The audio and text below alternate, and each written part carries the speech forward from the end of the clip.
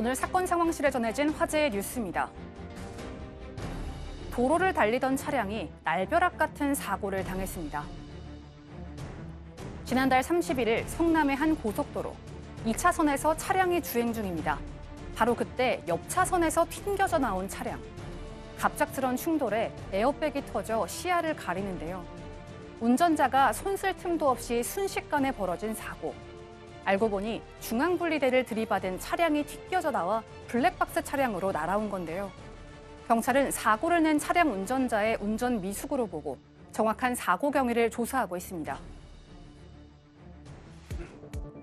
이른바 제주 카니발 폭행 사건의 피의자가 재판에 넘겨졌습니다. 지난해 7월 제주에서 난폭운전에 항의한 상대방 운전자를 폭행한 혐의로 검찰의 수사를 받아온 30대 남성. 검찰은 특정범죄 가중처벌 등에 관한 법률 위반과 재물손괴 혐의로 남성을 불구속 기소했다고 어제 밝혔습니다. 앞서 경찰은 남성이 피해자를 어린 자녀 2명이 보는 앞에서 폭행한 점을 고려해 아동학대 혐의도 적용해 검찰에 송치했습니다. 그러나 검찰은 최종 기소 단계에서 아동학대 혐의를 제외했는데요. 검찰은 무혐의 처분 사유에 대해서는 밝힐 수 없다고 설명했습니다. 췌장암 투병 중인 유상철 인천 감독이 결국 사임했습니다. 지난달 28일 유 감독은 구단에 사의 의사를 밝혔습니다. 현재 투병 중인 가운데 팀에 피해를 주고 싶지 않았기 때문인데요. 구단은 당초 새 시즌도 유 감독과 함께할 방침이었지만 고심 끝에 사임을 받아들이기로 했습니다. 대신 유 감독을 명예감독으로 선임하기로 했는데요. 앞서 유 감독의 지휘 아래 최종 순위 10위로 잔류에 성공한 인천구단.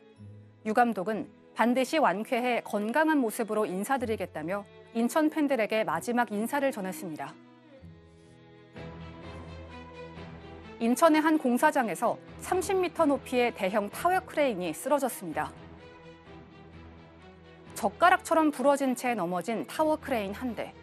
주위에는 소방대원들이 모여 구조 작업을 벌입니다.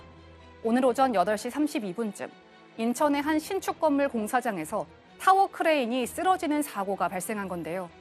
이 사고로 근로자 2명이 숨지고 1명이 팔을 다쳤습니다.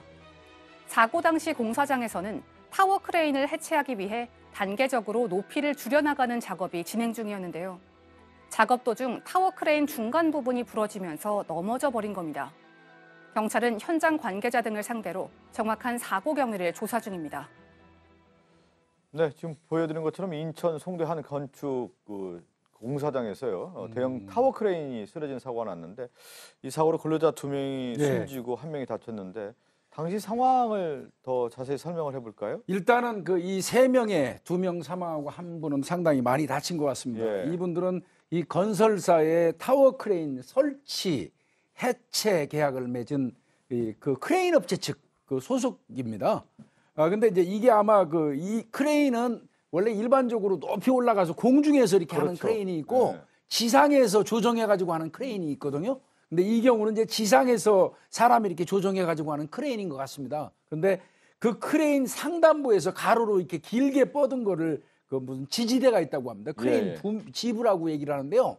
그거 해체 작업을 하는 과정에서 아마 중간 부위가 부러지면서 이제 아마 사람이 이렇게 다친 것 같은데 아마 구체적인 사고 경위 관련돼서는 중부고용노동청에서 조사 중에 있으니까 앞으로 자세히 나올 것 같습니다. 지금 사고 원인은 밝혀지지 않은 것으로 알고 있는데 경찰이 조사에 들어갔죠. 일단은 목격자라든지 진술을 통해서 어떻게 사고가 일어났는지 지금 정확하게 확인할 예정입니다. 특히 안전수칙이 있다면 그 수칙을 어겼다면 과실치상, 가실치사, 업무상 가실치상 이게 성립할 수 있기 때문에 그 부분을 보고 있는데 일단 제일 중요한 부분이 타워 크레인 해체하는 과정에서 볼트를 이제 푸는데 그 과정에서 아마 문제가 있었는 게 아니냐 추측을 하고 있고요. 아마 고용청하고 경찰이 합동 간수식을 해서 현장의 상황을 확인할 것으로 지금 보입니다.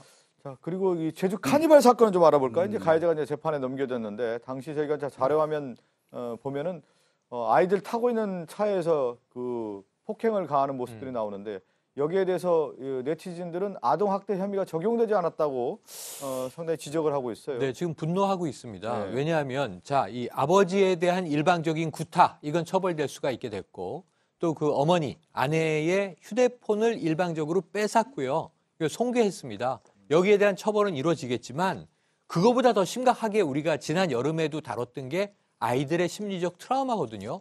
저희가 보는 앞에서 아버지가 네네. 이 욕을 먹고 거기다 주먹으로 구타를 당하고 어머니도 저런 이제 폭행을 당하고 자, 그런데 이 아이들의 심리 치료를 그 이후에 하고 있다는 이야기도 전해졌는데 결국은 이 아이들에 대한 어떤 그 피해 보상, 처벌 이것은 사라지게 된 것 아니냐. 이게 네티즌들의 공분이고요. 이 아이들은 이 당시에도 경찰이 출동했을 때 저 나쁜 아저씨 혼내주세요. 이렇게 경찰에게 이야기를 했다고 하고 지금까지도 아빠 그 아저씨는 어떻게 됐어? 이렇게 물어본다고 하거든요. 이 부분에 대해서 정말 그 아이들의 트라우마는 어떻게 이 보상받을 수 있을 것인가. 이거 쉽지 않은 문제입니다. 저 가해자 행동을 보고 상당히 좀 분노했었지 않았습니까? 혹시 피해자 차량에 내가 타고 있었을 경우에 저런 상황이 오고 내 아이들이 타고 있을 때 어떻게 대처해야 되느냐. 아마 그런 것 감정을 투입해 봤을 때 상당히 분노할 수밖에 없는데 아동학대 혐의는 좀 적용되지 않았다고 하는군요. 자, 그리고 안타까운 소식은 이 최장암 투병 중인 유상철 감독이 결국 이제 사임을 했는데 저는 유상철 감독 워낙 팬이었기 때문에 또 췌장암이라는 소식 들고 가슴도 좀 아팠고 어쨌든 유상철 감독이 이제 7호차 감독직을 사임했군요. 네, 인천구단 감독이었는데 인천의 유상철만은 아니었죠. 말씀하신 것처럼 많은 국민들이 아끼는 우리 월드컵 영웅이었는데 이번에 이제 췌장암 때문에 결국 명예 감독으로 물러났습니다. 대신에 인천구단에서는 올해 연봉까지 다 지급을 하고 치료에 적극적으로 지원을 하기로 했고요. 유 감독님 이 마지막으로 반드시 완쾌해서 건강하게 돌아오겠다라고 약속을 하셨는데 그 약속 꼭 지켜주시길 바랍니다. 아직도 기억이 생생하네요. 유상철 감독이 선수 시절에 꼬링을 하고 뛰어왔던 어떤 모습이 생생한데 투병 중이라고 하니까 참 마음 아픈데 건강한 모습으로 다시 한번 좀 현장에서 그 축구장에서 볼 수 있기를 기대를 하겠습니다.